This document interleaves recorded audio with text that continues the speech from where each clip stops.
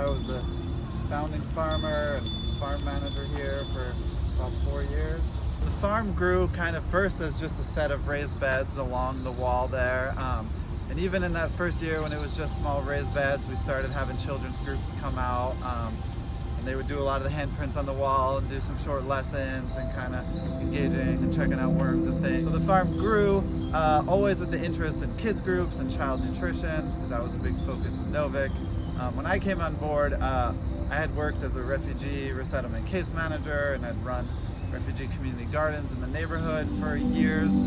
So I kind of brought that aspect to the farm. It started to grow and evolve with the idea of also producing food for communities in need, not too far from here. So we, right off the bat, started to grow a lot of cultural crops that immigrant and refugee groups couldn't find around here.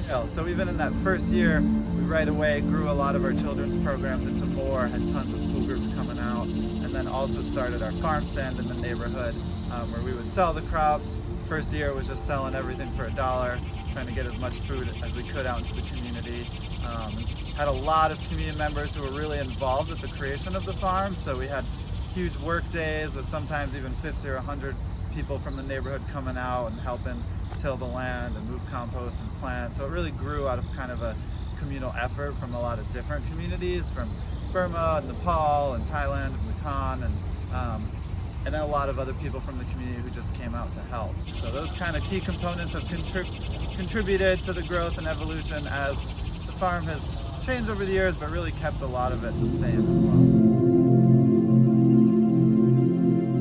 We spend 3 to 4 days a week farming alongside and harvesting and growing food with the Karen. About twice a month we welcome littles onto the farm and we walk through and we do nutrition training and we feed them herbs and let them pet the chickens and open up the worm box and talk about compost.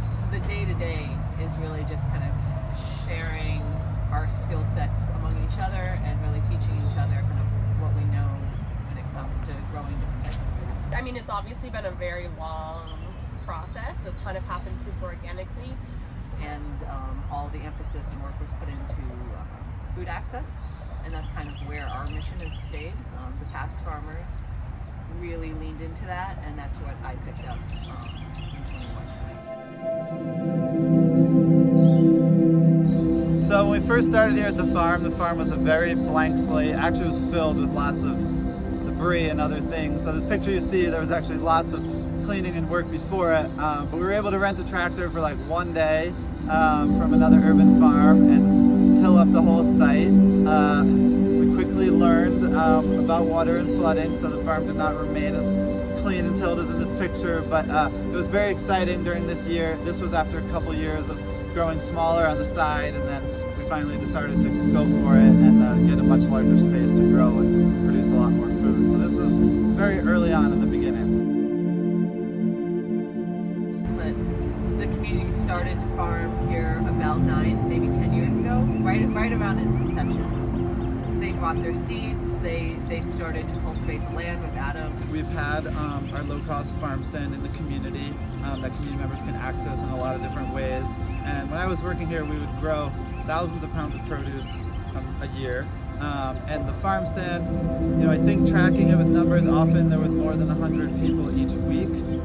So it was really thousands of families who would get to come and get affordable food. They're here 3 to 4 days a week. In the mornings, they help us harvest. They work on their own beds. They sell a lot of their stuff in the market, so they help us get all of it together for the market. And then they come to the market and they help us with a lot of language barriers.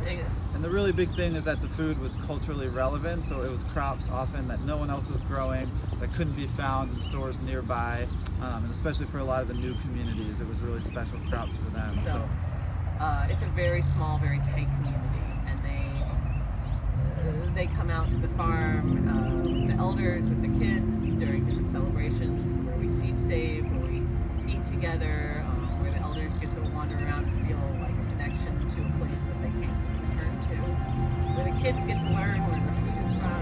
Each year, hundreds and thousands of families access really affordable food through our farm stands.